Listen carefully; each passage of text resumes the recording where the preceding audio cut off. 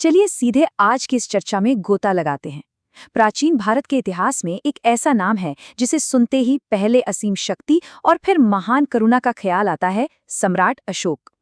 आज के इस विश्लेषण में हम उनकी उस अद्भुत कहानी को समझेंगे जो हमें खून खराबे से लेकर इंसानियत और शांति की एक अविश्वसनीय यात्रा पर ले जाती है।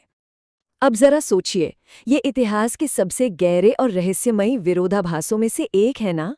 खून की नदियां बहाने वाला एक बेहद क्रूर राजा भला रातों रात इतिहास का सबसे बड़ा शांतिदूत कैसे बन सकता है? ये कोई मामूली बदलाव तो था नहीं। तो बिना किसी देरी के चलिए सीधे इसी पहेली को सुलझाते हैं और देखते हैं कि कैसे एक अकेली घटना ने पूरी दुनिया का इतिहास हमेशा के लिए पलट के रख दिया। तो शुरुआत करते हैं हमारे पहले भाग से, चंड अशोक का उदय। कहानी एक ऐसे महत्वाकांक्षी शासक से शुरू होती है जिसे दुनिया आज के रूप से बिल्कुल अलग ही ढंग से जानती थी। यहाँ जो सबसे दिलचस्प बात सामने आती है वो है ये नाम, चंड अशोक। देखिए, सम्राट अशोक हमेशा से महान नहीं कहलाते थे। अपने शुरुआती दौर में उन्हें चंड अशोक यानी क्रूर अशोक के नाम से जाना जाता था, और ये नाम बिल्कुल सटीक था उनकी उस छवि के लिए जो एक बेहद कठोर, जिद्दी और युद्ध के दीवाने राजा की थी। सच कहूं तो उनकी विशाल मौर्य सेना का खौफ उत्तर से लेकर दक्षिण तक और पूर्व से पश्चिम तक हर तरफ फैला हुआ था। समय था लगभग 261 ईसा पूर्व का। उस वक्त मौर्य साम्राज्य बहुत ही आक्रामक तरीके से अपना विस्तार कर रहा था। लगभग पूरा भारत मौर्यों के अधीन आ चुका था। लेकिन एक राज्य ऐसा था जो अब भी स्वतंत्र खड़ा था, और वो था कलिंग, जिसे आज हम आधुनिक ओडिशा के रूप में जानते हैं। कलिंग कोई साधारण राज्य नहीं था। वहां के लोग अपनी मातृभूमि के लिए हंसते हंसते जान देने वाले बेहद स्वाभिमानी नागरिक थे। यहाँ दो बिल्कुल अलग तरह की ताकतों के बीच का अंतर एकदम साफ है।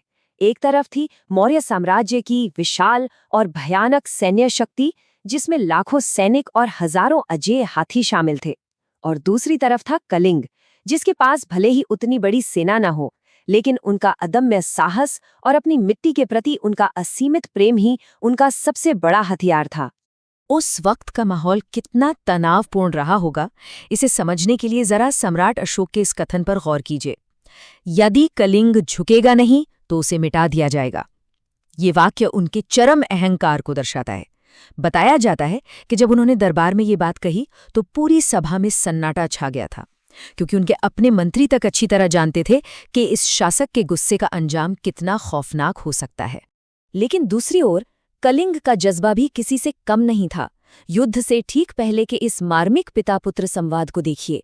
जब एक बूढ़े पिता को अपनी आने वाली पीढ़ियों के गुलाम होने का डर सताता है, तो उसका युवा बेटा अपनी तलवार उठाकर पूरे जोश से कहता है, पिताजी, प्राण चले जाएंगे पर कलिंग कभी नहीं झुकेगा। ये उस दृढ़ और कभी न हार मानने वाले संकल्प को दिखाता है जो उस वक्त हर कलिंगवासी के दिल में धधक रहा था। और फिर आखिरकार वो दिन आ ही गया जब दोनों सेनाएं आमने सामने आ गईं। कलिंग का महायुद्ध, एक ऐसा भीषण संघर्ष जिसने सब कुछ बदल दिया। ये कोई आम युद्ध नहीं था। सच कहूं तो ये एक बेहद खौफनाक और असमान लड़ाई थी। मौर्य सेना बहुत विशाल थी, लेकिन कलिंग के योद्धा भी किसी चट्टान की तरह डटे हुए थे। हालात इतने ज्यादा भयावह हो गए थे कि कलिंग की महिलाओं को भी घायलों की मदद करने के लिए युद्ध भूमि में उतरना पड़ा। और तो और कई निहत्थे नागरिकों ने हथियार न होने पर सिर्फ पत्थरों के सहारे ही मौर्यों की चमचमाती तलवारों का डटकर सामना किया। पूरा का पूरा राज्य अपने अस्तित्व को बचाने की एक आखिरी कोशिश कर रहा था। आखिरकार विशाल मौर्य सेना ने कलिंग को हरा तो दिया, लेकिन ये जीत हमें एक बहुत ही महत्वपूर्ण सवाल पर लाकर खड़ी कर देती है। विजय या विनाश? इस युद्ध का असली और भयानक परिणाम क्या था? जरा इस विशाल आंकड़े पे गौर कीजिए। 1 लाख लोग मारे गए और 1.5 लाख से ज्यादा लोगों को बंदी बना लिया गया या वो बुरी तरह घायल हो गए। युद्ध तो समाप्त हो चुका था और अशोक जीत भी गया था, लेकिन इस तथाकथित जीत का पैमाना इतना विनाशकारी था कि चारों ओर सिर्फ और सिर्फ मौत, चीखें और तबाही का मंजर बिखरा था। ये एक ऐसा आंकड़ा है जो इंसानियत को ही कटघरे में खड़ा कर देता है। अब उन लाखों के आंकड़ों से हटकर जरा इस बेहद व्यक्तिगत और मार्मिक पल को महसूस कीजिए। युद्ध भूमि पर पैदल चलते हुए जब अशोक ने खून और टूटे हथियारों के बीच एक मरते हुए बूढ़े इंसान को देखा, तो उस वृद्ध ने कांपती हुई आवाज में पूछा, राजन, क्या यही विजय है? बात सिर्फ इतनी सी है कि यही अशोक का सारा अभिमान चकनाचूर हो गया। ये एक बहुत छोटा सा सवाल था, लेकिन इसने सम्राट की पूरी अंतरात्मा को झकझोर कर रख दिया।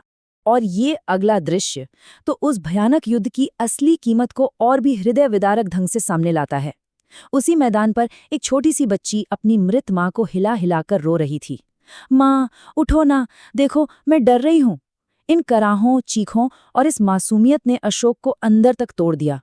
उसे जिंदगी में पहली बार ये गहराई से महसूस हुआ कि उसने एक जमीन का टुकड़ा तो जीत लिया है, लेकिन वो इंसानियत पूरी तरह हार चुका है। कहते हैं कि उस रात वो एक पल के लिए भी सो नहीं पाया था। बस यही वो पल था जो इतिहास का सबसे बड़ा मोड़ बन गया। अगली ही सुबह पश्चाताप से भरे अशोक ने आसमान की ओर देखकर ये ऐतिहासिक प्रण लिया, यदि विजय का मूल्य इतना रक्त और पीड़ा है तो ऐसी विजय व्यर्थ है, अब कभी युद्ध नहीं होगा। और ठीक इसी पल एक बेहद क्रूर विजेता की आत्मा ने पूरी तरह से करुणा का चोला पहन लिया। यहीं से शुरुआत होती है हमारे अगले अध्याय की, धर्म अशोक का जन्म और शांति की ओर उनके कदम। चंड अशोक अब हमेशा के लिए पीछे छूट चुका था और एक बिल्कुल नए युग की सुबह हो रही थी। और देखिए, ये सब केवल हवाई बातें या कोरे विचार नहीं थे, बल्कि बहुत ही ठोस और व्यवहारिक कदम थे। अशोक ने गौतम बुद्ध की शिक्षाओं को दिल से अपनाया और अपने ही साम्राज्य को, अपने ही लोगों को ठीक करने का बीड़ा उठाया। उन्होंने जगह जगह अस्पताल बनवाए, लंबी सड़कों का निर्माण कराया, लोगों को सुकून मिले इसलिए छायादार पेड़ लगवाए, यात्रियों के लिए विश्राम गृह बनवाए और यहाँ तक कि पशुओं की हत्या पर भी रोक लगा दी। अब उनका लक्ष्य तलवार के जोर से जमीन जीतना नहीं था, बल्कि सेवा भाव से लोगों के दिलों पर राज करना था। अशोक ने अपने इस नए विचार को हमेशा के लिए अमर कर दिया। उन्होंने कहा, सच्ची विजय प्रेम और धर्म की विजय है। उन्होंने इन गहरे और सुंदर संदेशों को पत्थरों और विशाल स्तंभों पर खुदवाया, जिन्हें आज पूरी दुनिया अशोक के शिलालेख के रूप में जानती है। और जानते ऐसा क्यों किया? ये सिर्फ उनके समय के लोगों के लिए नहीं था, बल्कि ये पक्का करने के लिए था कि उनका ये शांति का पैगाम उनके जाने के बाद भी सदियों तक आने वाली पीढ़ियों का मार्गदर्शन करता रहे। अशोक का ये नया दर्शन सिर्फ उनके साम्राज्य तक सीमित नहीं रहा, बल्कि सीमाओं को पार कर गया।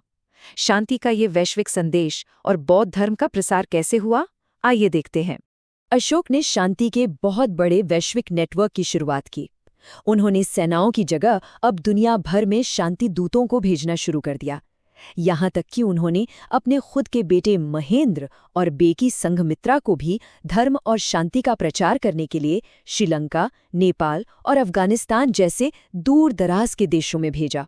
ये एक ऐसा ऐतिहासिक कदम था जिसने ये साबित कर दिया कि दुनिया में सबसे महान बदलाव हथियारों के डर से नहीं, बल्कि शांतिपूर्ण विचारों से पैदा होता है। हमारा प्राचीन इतिहास किस तरह आज के हमारे आधुनिक युग से जुड़ा हुआ है, ये उसका शायद सबसे बेहतरीन उदाहरण है। अशोक का वही प्राचीन स्तंभ आज हमारे आधुनिक भारत का राष्ट्रीय प्रतीक है, और शांति और धर्म का वो पहिया यानी अशोक चक्र आज हमारे भारतीय तिरंगे के बिल्कुल बीचों बीच गर्व से सुशोभित है। सोचिए, उनकी वो प्राचीन करुणा और शांति का संदेश आज भी हमारी आधुनिक सभ्यता के ताने बाने में कितनी मजबूती से बुना हुआ है। अंत में एक ऐसा विचार जो हम सभी को गहराई से सोचने पर मजबूर कर देता है। जरा सोचिए, यदि इतिहास का सबसे क्रूर विजेता, जिसके हाथों पर लाखों बेगुनाहों का खून लगा था, एक दिन यह समझ सकता है कि सबसे बड़ी जीत दूसरों को हराना नहीं बल्कि खुद को जीतना है, तो आज की मानवता के लिए इसका क्या अर्थ है? ये इस बात का एक बहुत बड़ा और शाश्वत प्रमाण है कि इंसान का हृदय चाहे कितना भी कठोर क्यों ना हो, उसमें बदलाव, करुणा और मुक्ति की असीमित क्षमता हमेशा मौजूद होती है। आज के इस विश्लेषण में बस इतना ही। इस ऐतिहासिक और विचारोत्तेजक सफर में हमारे साथ बने रहने के लिए धन्यवाद।